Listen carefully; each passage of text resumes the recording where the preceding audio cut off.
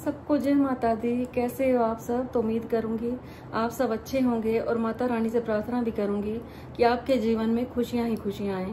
आज हम बात करेंगे शुक्र ग्रह की, कि यदि इंसान का शुक्र ग्रह अच्छा हो तो उसके जीवन में क्या क्या चमत्कार होते हैं, और जिसका शुक्र कमजोर हो जाता है उसके जीवन में क्या क्या परेशानियां आती हैं।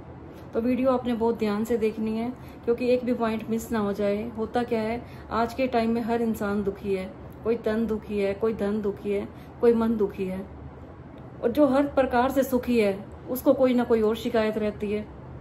तो आज हम इन्हीं बातों पे चर्चा करेंगे। अगर आपको मेरी वीडियो अच्छी लगती हो तो इसे लाइक कर देना, और अगर आपने अभी तक सब्सक्राइब नहीं किया मेरे चैनल को तो सब्सक्राइब भी कर लेना। तो सबसे पहले हम बात करेंगे कि शुक्र जिनका खराब होता है उनके जीवन में क्या क्या परेशानियां आती हैं। जिनका भी शुक्र परेशान करता है उनके जीवन में इतनी परेशानियां आती हैं कि वो दिन रात परेशान रहते हैं। जिनका शुक्र कमजोर होता है वो कभी खुश नहीं रहते। उनके जीवन में पैसों की तंगी बनी रहती है।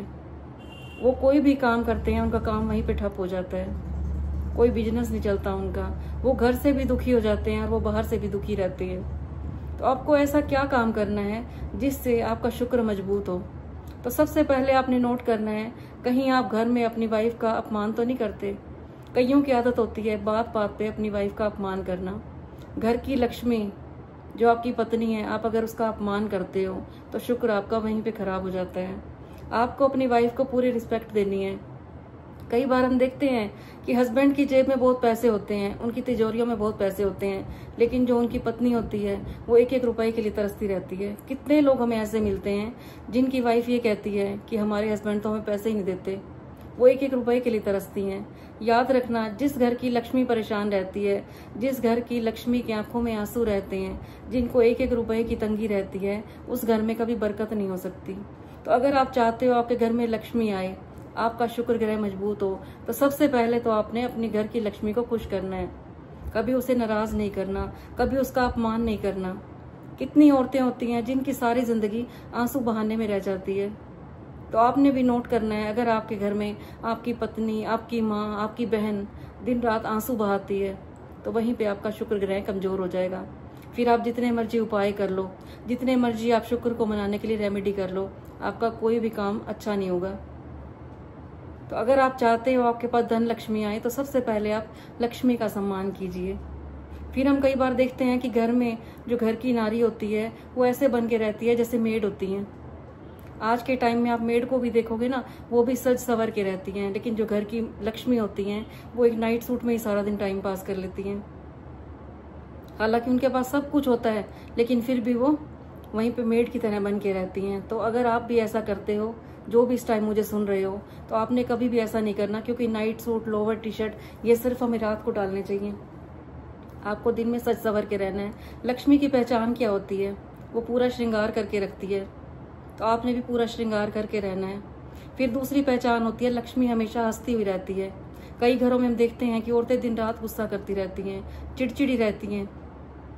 खाली ये नहीं होता कि घर के मर्द ही चिड़चिड़े रहते हैं, गुस्सा करे तो शुक्र खराब हो जाएगा।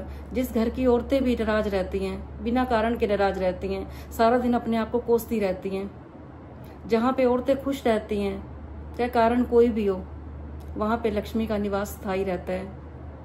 तो आपने कोशिश करनी है कि हमेशा बन सवर के रहना है, आपने हमेशा खुश रहना है।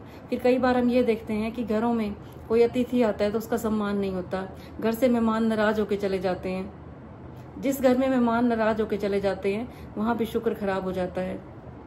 शुक्र है लग्जरियस का देवता, जो हमें सब कुछ देते हैं, हमारी लाइफ में नाम, शान, शोहरत सब कुछ देते हैं। लेकिन अगर आपके घर से अतिथि ऐसे ही चले जाते हैं, बिना खाए पिए चले जाते हैं, आप अतिथियों का अपमान करते हो, तो वहां पे आई हुई लक्ष्मी भी चली जाती है। क्योंकि कहते हैं अतिथि देवो भव। खाली आप ये सोचो कि हम घर की सफाइयां करते रहें, आपके घर में लक्ष्मी आ जाएगी, तो ऐसे लक्ष्मी नहीं आएगी। लक्ष्मी को आपके तन की सफाई चाहिए, आपके मन की सफाई चाहिए, और धन की भी सफाई चाहिए। धन की सफाई का मीनिंग क्या होता है कि आपने धन कैसे कमाया है। जो आप धन को यूज कर रहे हो वो आपके घर में कहाँ से आया है? कहीं किसी के आंसू तो नहीं लिए हुए आपने, किसी की बददुआएं तो नहीं ली हुई आपने। तो ये होती है धन की सफाई। जो भी धन है आपके पवित्र कमाई में से आना चाहिए, वो नेक कमाई में से आना चाहिए। जितना आप नेक कर्म करोगे, जितनी आप लोगों को दुआएं लोगे, उतनी आपके घर में लक्ष्मी निवास करेगी। फिर हम बात करेंगे तन की सफाई की। कई लोगों को बहुत शौक होता है सजने संवरने का, वो खुद तो बहुत सजेंगे संवरेंगे, लेकिन उनके घर में फिर सफाई नहीं रहती। तो लक्ष्मी आपके तन की भी सफाई देखती है, आपके घर की भी सफाई देखती है। कई लोग घर की बहुत सफाई रखते हैं, उनको बहुत शौक होता है घर को हम साफ सुथरा रखेंगे, लेकिन उनके मन की सफाई नहीं होती। तो फिर आपके तन की सफाई भी वेस्ट होएगी और आपके घर की सफाई भी वेस्ट होएगी। तो आपको मन की सफाई कैसे करनी है? मन की सफाई का मेरा कहने का ये मतलब है कि आपके मन में किसी के लिए वैर विरोध ना हो, कभी किसी का बुरा ना सोचते हो आप, हमेशा आपके मन में प्यार बसता हो। जिस घर में प्यार बसता है, जिनके दिलों में प्यार बसता है, जो लोग दूसरों की खुशियों में खुश होना जानते हैं। अगर आपके पड़ोस में गाड़ी आई है तो आपको खुश होना चाहिए। कई बार क्या होता है, पड़ोस में गाड़ी आ गई तो आपके घर में तो ऐसे लगता है मुसीबत आ गई हो, आप लोग खुश नहीं होते, दुखी हो जाते हो।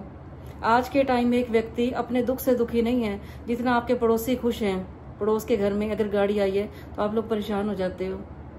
तो अगर आपके पड़ोस में गाड़ी आई है या कुछ भी वो लोग लेके आए हैं तो आपको खुश होना है।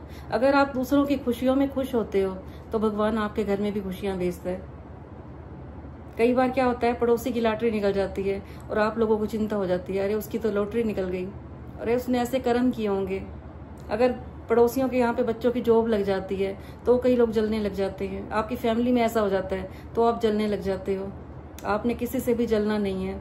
जितना आप दूसरों को देख के खुश होगे, जितना आप दूसरों की खुशियों में शामिल होगे, भगवान आपकी खुशियों की भी तैयारी करेगा। तो ऐसे छोटे छोटे टिप्स फॉलो करने हैं आपने, जिससे आपके घर में लक्ष्मी का सदा निवास रहेगा। लेकिन होता क्या है, लोगों को धन तो बहुत चाहिए, उन्हें धन और लक्ष्मी में फर्क ही नहीं पता कि धन और लक्ष्मी में फर्क क्या है। तो अगर आपका शुक्र मजबूत है तो आपके घर में लक्ष्मी आएगी, अगर आपका शुक्र कमजोर है तो आपके घर में धन आएगा। और धन आता कहाँ से है तब भी नहीं पता चलता, और जब धन चला जाता है वो भी नहीं पता चलता। तो आपने कोशिश करनी है अपना शुक्र ग्रह मजबूत करना है, और इसके लिए मैं आपको एक उपाय दे रही हूँ। अगर आपने अपना शुक्र ग्रह मजबूत करना है तो आपको करना क्या है, हर शुक्रवार के दिन आपने दही से स्नान करना शुरू कर देना है।